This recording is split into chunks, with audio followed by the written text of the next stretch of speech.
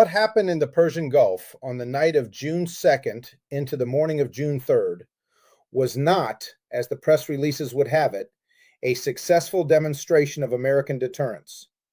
It was something considerably more instructive and considerably more troubling for the strategic planners who will spend the next several weeks writing their after-action assessments behind closed doors. Iran launched ballistic missiles toward Kuwait and Bahrain. Most failed to reach their targets. American and Allied air defense systems intercepted several. Kuwait's Ali al-Salem Air Base, which hosts substantial U.S. assets, was not destroyed. The Fifth Fleet headquarters in Bahrain was not struck. By the metrics that dominate the morning briefing cycle, missiles fired, missiles intercepted, American personnel casualties, the United States performed well. But here is the problem with that assessment. It measures the wrong things.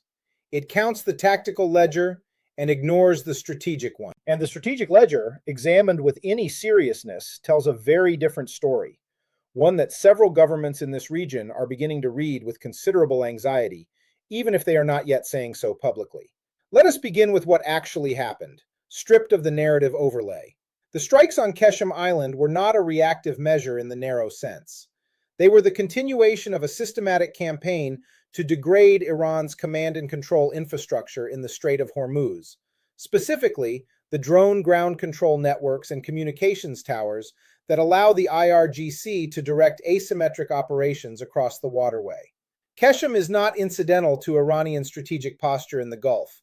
It is central to it. The island sits at the mouth of the strait, connected internally by tunnel networks, bristling with antenna arrays, functioning as the nerve center through which Iran monitors, directs, and if necessary, threatens the flow of approximately 1/5 of the world's seaborne oil supply. Striking Qeshm is therefore not proportionate self-defense in the conventional sense. It is the deliberate dismantling of an adversary's strategic depth. Washington understands this. The IRGC understands this. The question that neither side's public communications address is what the operational consequences of that dismantling actually are, and whether they are playing out as American planners intended. Consider the missile performance we observed overnight. Iran fired multiple ballistic missiles toward two of the most heavily defended pieces of real estate in the Middle East, an American airbase and the headquarters of the U.S. Fifth Fleet. The results were, from a purely kinetic standpoint, poor. 2 missiles fired at Kuwait broke apart in flight. 3 fired at Bahrain were intercepted. Iranian drone attacks were defeated.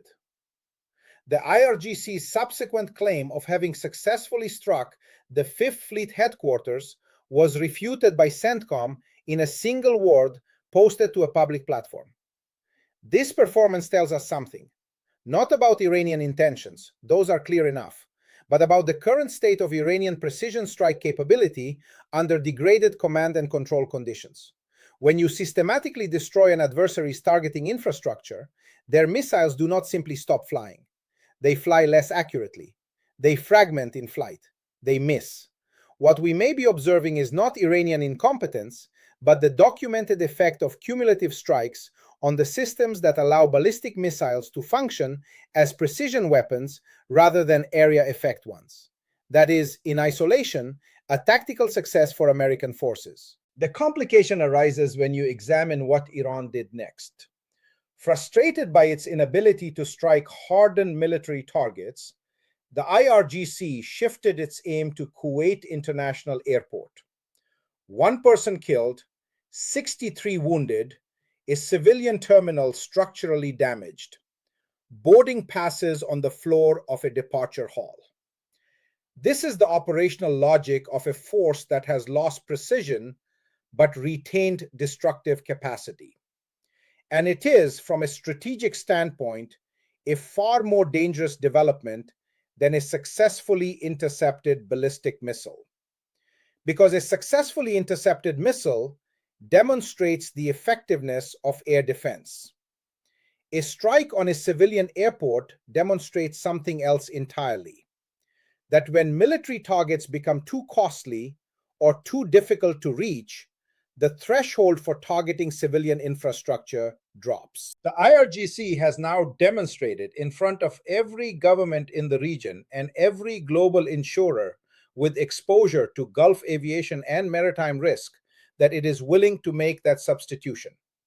Now examine the blockade dimension of this picture, because it is here that the strategic contradictions of American policy become most visible. US forces disabled a Botswana-flagged oil tanker, the MT Lexus, attempting to transit toward Iranian waters. A Hellfire missile into the engine room. The crew had ignored repeated warnings. The vessel was stopped. CENTCOM described this as standard blockade enforcement. Legally, this is contestable. The vessel was transiting international waters.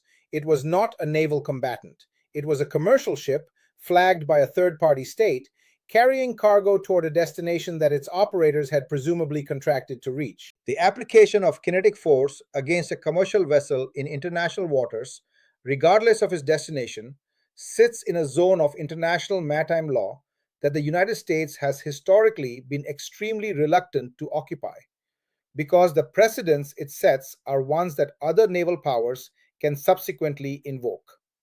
But set the legal question aside. Look at the operational one. The blockade of Iranian oil exports is being sustained by a combination of financial sanctions, naval enforcement, and the threat of force against vessels attempting to break it. Its stated purpose is to deprive the Iranian state of the revenue it needs to sustain its military programs, its proxy networks, and its domestic political economy. The theory of the case is straightforward. Reduce revenue, increase economic pain, create conditions under which the Iranian leadership calculates that a negotiated settlement is preferable to continued isolation. This theory has a significant empirical problem. It has been tested in various configurations for the better part of 4 decades. The results are not ambiguous. The Islamic Republic of Iran has survived every iteration of this pressure campaign. It has not collapsed, it has not democratized, it has not fundamentally altered its regional behavior. What it has done consistently is adapt, finding alternative revenue streams, deepening economic relationships with states outside the American financial orbit, and using the narrative of external siege to consolidate internal political authority. The IRGC today is more economically powerful within Iran than it was in 2005. It controls a larger share of domestic industry, a wider network of commercial enterprises, and a more deeply embedded position in the formal and informal economies of the state. The blockade did not produce this outcome by accident. It produced it by eliminating, through sanctions attrition, the private sector competitors that once provided an alternative power base within Iranian society. The IRGC moved into the vacuum. Every additional turn of the sanctions screw has in effect transferred economic authority from the Iranian civilian economy to the one institution best positioned to survive in a sanctioned environment. This is not a peripheral observation. It is the central strategic irony of 40 years of American pressure on Iran. The instrument designed to weaken the IRGC has functioned structurally as a subsidy to it. Turn now to the air defense picture, because it deserves more careful analysis than it typically receives in the commentary that follows these exchanges. The SM-3, the Patriot PAC-3, the THAAD interceptor, these are genuinely capable systems.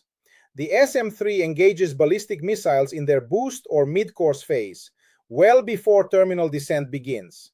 The Patriot provides mid-tier coverage. THAAD handles the upper tier. The layered architecture is real, and on the night of June 2nd, it performed. Most Iranian missiles did not reach their targets. But layered missile defense is not a strategic solution to a missile threat. It is a tactical response to a tactical problem. And the tactical response has costs that the strategic calculus must account for. Each SM-3 interceptor costs, depending on variant, between $10 million and $27 million. Each PAC-3 interceptor costs approximately $4 million. The missiles being intercepted, Iranian ballistic missiles of the Shahab and Zulfiqar families, cost considerably less to produce. This is not a sustainable exchange ratio in a prolonged attrition campaign. It is a ratio that favors the side with the lower production cost per round. And in this exchange, that side is Iran. This is not a new observation. It is a well-documented feature of modern missile warfare that the United States Army and Navy have been grappling with for years in their planning documents. The question is not whether American missile defense works in individual engagements. It demonstrably does. The question is whether it works at scale, over time, against an adversary willing to absorb the costs of continued production and continued launches. The IRGC's statement following the overnight exchanges, warning of seismic, crushing, and decisive responses exceeding established norms, should be read in this context. It is not rhetoric divorced from military reality. It is a statement about attrition. Iran is signaling that it intends to sustain a launch tempo that degrades American interceptor inventories faster than they can be replenished. Whether that calculation is correct depends on production rates, logistics chains, and industrial capacity that neither side is fully disclosing. But the logic is coherent, and dismissing it as bluster reflects a failure to engage with the underlying mathematics. The diplomatic dimension of this picture is, if anything, more troubled than the military one. A 14-point negotiating framework is reportedly on the table. It asks Iran to pause uranium enrichment for 12 to 15 years in exchange for phased sanctions relief and gradual blockade relaxation. President Trump has publicly characterized a deal as imminent. The IRGC, through the Tasneem news agency, has flatly contradicted this characterization, stating that Iran has not provided any response to American proposals in recent days and has effectively suspended text exchanges through intermediaries pending resolution of conditions related to Lebanon. This is not a negotiating impasse of the ordinary kind.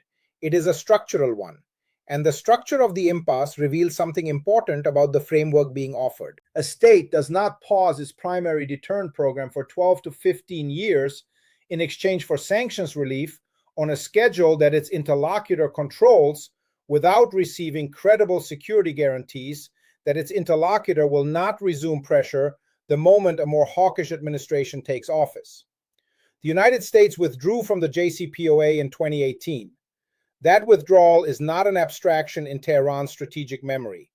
It is the foundational data point against which every subsequent American offer is evaluated. Iranian leadership, whether the pragmatist wing represented by figures like Arakchi or the hardline IRGC core, cannot accept a framework that asks them to surrender their deterrent posture in exchange for promises whose durability depends entirely on American domestic political continuity. This is not obstinacy, it is rational calculation. And the American negotiating position, which has not substantively addressed the security guarantee question, is asking Iran to take a risk that the historical record gives it no basis to take. The airport strike, the missile launches, the refusal to confirm progress in negotiations, these are not independent events. They are components of a single Iranian communicative act directed at Washington. The costs of a bad deal are lower than the costs of no deal, but the costs of a deal that leaves us strategically naked are higher than both. Make the terms credible, or we will continue to demonstrate that we retain the capacity to impose costs. That message may be morally repugnant, given that it was delivered through the bodies of civilians in a departure terminal. But moral repugnance is not a strategic analysis, and strategic analysis requires engaging with the message on its own terms. Zoom out further, and the picture becomes more systemically alarming. Russia's envoy to NATO, on the same morning these exchanges were unfolding in the Gulf, issued a public warning that Baltic state membership in the alliance would not protect them from Russian military consequences. The timing is not coincidental. Moscow's strategic communications apparatus is disciplined. When it issues warnings of this kind, it does so in response to perceived opportunity, specifically the perception that American strategic bandwidth is being consumed elsewhere. The United States is currently maintaining a significant naval and air presence in the Persian Gulf. It is sustaining a blockade. It is conducting periodic kinetic strikes on Iranian infrastructure. It is managing the political consequences of civilian casualties among allied Gulf populations. It is defending against the missile threat that requires expensive interceptors at a rate that strains production logistics. And it is doing all of this while simultaneously maintaining alliance commitments in Eastern Europe, the Western Pacific, and across the broader NATO architecture. This is the bandwidth problem that American grand strategy has been approaching for years and has not resolved. The post-Cold War assumption that American military power was sufficiently dominant to sustain simultaneous pressure across multiple theaters without meaningful strategic cost is being stress-tested in real time.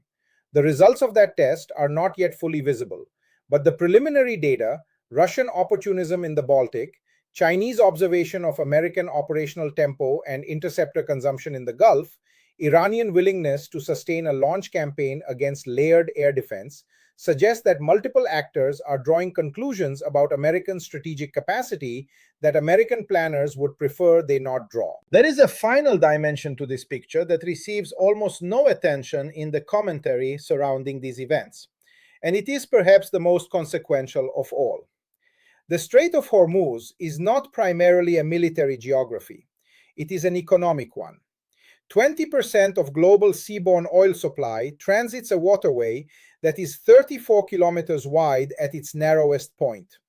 Every escalation in this corridor, every disabled tanker, every rerouted airline, every upward revision in Lloyd's war risk premiums is a tax on the global economy.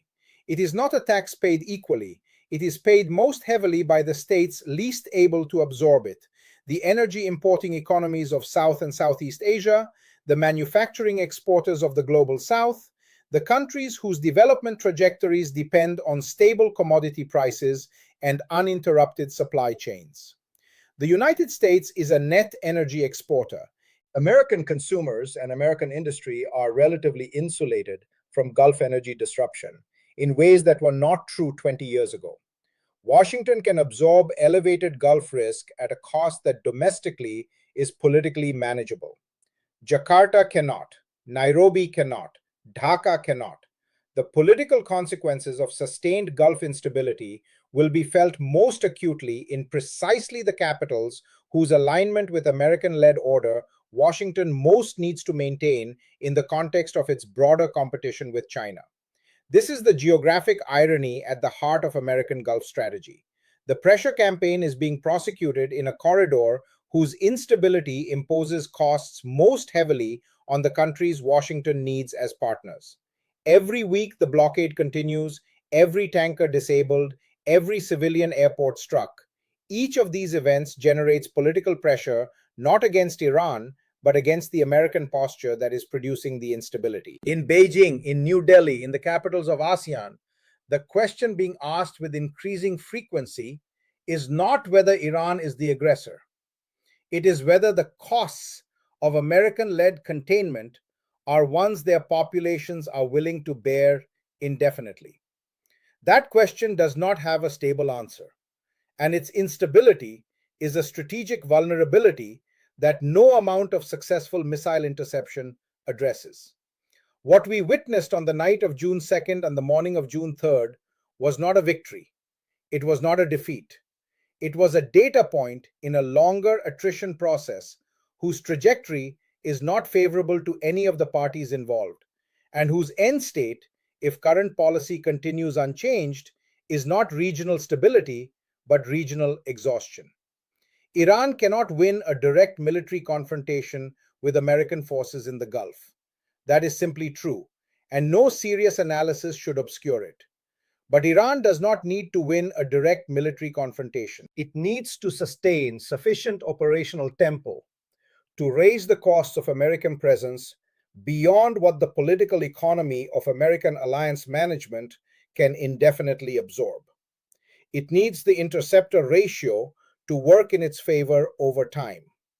It needs Gulf partner governments to quietly recalculate the value of American security guarantees. It needs the economic disruption of continued Gulf instability to erode the coalition of global South states whose tacit acceptance of American-led order is one of the pillars on which that order rests. None of these objectives require Iran to destroy the Fifth Fleet.